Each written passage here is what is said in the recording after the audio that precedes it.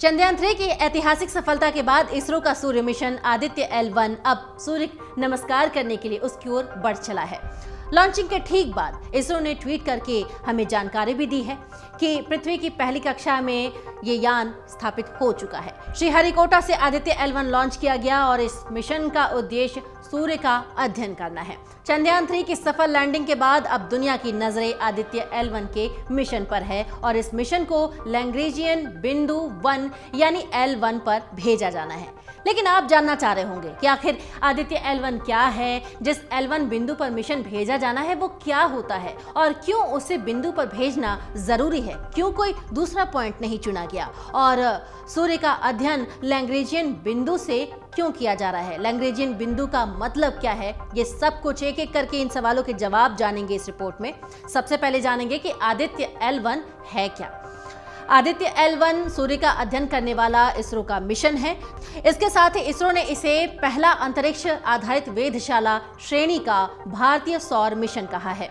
अंतरिक्ष यान को सूर्य पृथ्वी प्रणाली के लैग्रेंजियन बिंदु 1 यानी L1 के चारों ओर एक प्रभामंडल कक्षा में स्थापित करने की योजना बनाई गई है, जो कि पृथ्वी से लगभग 15 लाख किलोमीटर दूरी पर है।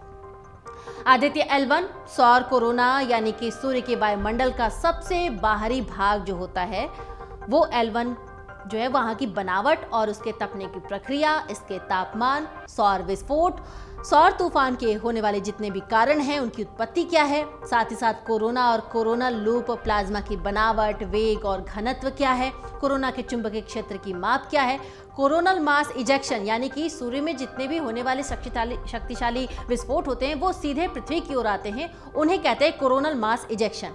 उनकी उत्पत्ति कैसे होती है, विकास और गति क्या होती है और सौर हवाएं और अंतरिक्ष के मौसम को प्रभावित करने वाले कौन कौन से कारक होते हैं जो प्रभावित करते हैं, इन सभी का अध्ययन करने वाला है आदित्य L1।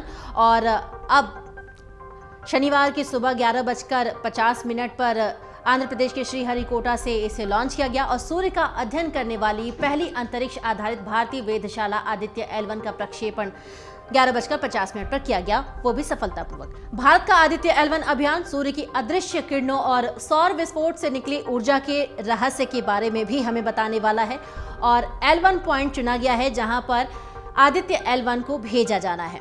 चंद्रयान 3 को चंद्रमा की सतह पर पहुंचने में 1.5 महीने के वक्त लग गए थे, लेकिन आदित्य L1 को लगभग 4 महीने वक्त लग जाएंगे। लेकिन ऐसा क्यों हो रहा है कि 4 महीने का वक्त लेने वाला है आदित्य L1? आदित्य L1 को लैग्रेंजियन बिंदु यानी L1 बिंदु तक पहुंचने में करीब 4 महीने का समय लगने वाला है और इस दौरान ये 15 लाख किलोमीटर का सफर तय करने वाला है। चंद्रयान 3 की तरह ये भी अलग अलग कक्षा से होते हुए ही गुजरेगा, यानी सीधे सूर्य के पास L1 बिंदु पर नहीं पहुंचने वाला, ये भी एक अंडाकार पथ पर ही चलते हुए सूरज के पास पहुंचने वाला है, यानी आदित्य L1 को भी सीधे नहीं भेजा जाएगा। जिस लैग्रेंजियन बिंदु पर मिशन भेजा जाना है वो क्या है, अब वो जान लीजिए। लैग्रेंजियन बिंदु जिसका हम जिक्र कर रहे हैं वो अंतरिक्ष में वो स्थान होता है जहां दो वस्तुओं के बीच काम करने वाले सभी गुरुत्वाकर्षण बल एक दूसरे को निष्प्रभावी कर देते हैं। लैग्रेंजियन बिंदु जितने भी हैं वो एक छोटी वस्तु दो बड़े पिंडों यानी कि सूर्य और पृथ्वी की हम बात कर रहे हैं, यहाँ दोनों के गुरुत्वाकर्षण को प्रभाव के तहत संतुलन में रख सकते हैं। इस तरह से L1 बिंदु का उपयोग अंतरिक्ष यान के उड़ने के लिए ही किया जा रहा है।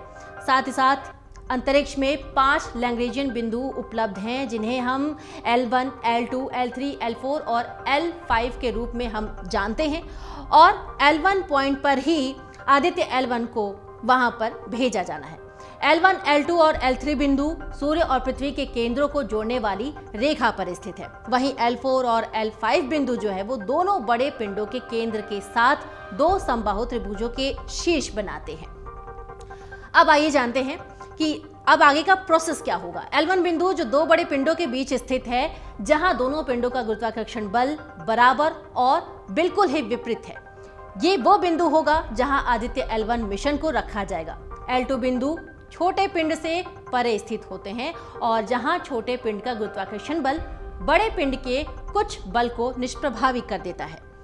L3 बिंदु छोटे पिंड के विपरीत बड़े पिंड के पीछे स्थित होता है और वहीं L4 और L5 बिंदु बड़े पिंड के चारों ओर उसकी कक्षा में छोटे पिंड से 60 डिग्री आगे और पीछे स्थित होता है। अब आइए जान लेते हैं कि सूर्य का अध्ययन करने के लिए ये लैग्रेंजियन बिंदु को ही क्यों चुना गया। लैग्रेंजियन बिंदु अंतरिक्ष अन्वेषण के लिए उपयोगी है क्योंकि यहाँ कम ऊर्जा वाली कक्षाएं होती हैं। इसके साथ ही इस बिंदु से अंतरिक्ष के कुछ क्षेत्रों को निर्बाध रूप से देखा जा सकता है, वहां अध्ययन करना थोड़ा आसान है।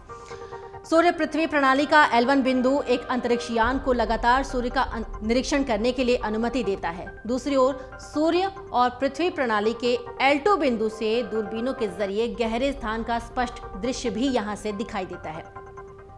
L4 और L5 बिंदु पर ट्रोजन शुद्ध ग्रह होते हैं जो सूर्य के चारों ओर एक ग्रह की कक्षा को साझा करते हैं। अब आइए जानते हैं कि आदित्य L1 को अंतरिक्ष में क्यों लॉन्च किया गया, सूर्य का अध्ययन क्यों जरूरी है। सूर्य कई ऊर्जावान कणों और चुंबकीय क्षेत्र के साथ लगभग सभी तरंग दैर्घ्य में विकिरण या फिर प्रकाश छोड़ता है। हमारी पृथ्वी का वायुमंडल और उसका चुंबकीय क्षेत्र एक सुरक्षा कवच के रूप में काम करता है। पृथ्वी की कणों और क्षेत्रों सहित कई हानिकारक तरंग दैर्घ्य विकिरणों को रोकती है। चूंकि कई विकिरण पृथ्वी की सतह तक नहीं पहुंच पाते हैं, इसलिए पृथ्वी के उपकरण ऐसे विकिरणों का पता लगा ही नहीं पाते। इस वजह से इन विकिरणों पर आधारित सौर अध्ययन भी मुश्किल होता है। हालांकि ऐसे अध्ययन पृथ्वी के वायुमंडल के बाहर यानी अंतरिक्ष से अवलोकन करके ही किए जा सकते हैं। इस प्रकार से अब यहाँ सवाल उठता है कि सूर्य से निकलने वाले जो वायु के कण और चुंबकीय क्षेत्र हैं वो ग्रहों के बीच अंतरिक्ष में कैसे यात्रा करते हैं। इसे समझने के लिए एक ऐसे बिंदु से अध्ययन करना चाहिए जो पृथ्वी के चुंबकीय क्षेत्र के प्रभाव से बहुत दूर है, और ये बिंदु जो है वो लैग्रेंजियन पॉइंट ही है जिसे हम L1 बिंदु कह रहे हैं। और शनिवार को 11:50 पर श्रीहरिकोटा स्पेस एजेंसी से इसरो ने भेजा है, अपने आदित्य L1 मिशन को पूरा किया है, और आदित्य L1 इसी पॉइंट पर जाने वाला है L1 जिसे हम लैग्रेंजियन बिंदु कह रहे हैं। और ये बेहद खास बिंदु है जो कि एक दोनों सूर्य और पृथ्वी दोनों के बीच का एक चुंबकीय क्षेत्र निष्प्रभावी हो जाते हैं, वो एक खास बिंदु है। वहीं पर आदित्य L1 को पहुंचना है और वहीं से सूर्य का अध्ययन करना है। अमर उजाला अब आपके टीवी पर भी। अपने स्मार्ट टीवी पर YouTube पर सर्च करें अमर उजाला, चैनल सब्सक्राइब करें और देखें ताजा खबरें, वो भी HD क्वालिटी में। और हाँ, बेल आइकन दबाना ना भूलें ताकि हर खबर हो आपके घर। अमर उजाला, निष्पक्ष, निर्भीक, निरंतर।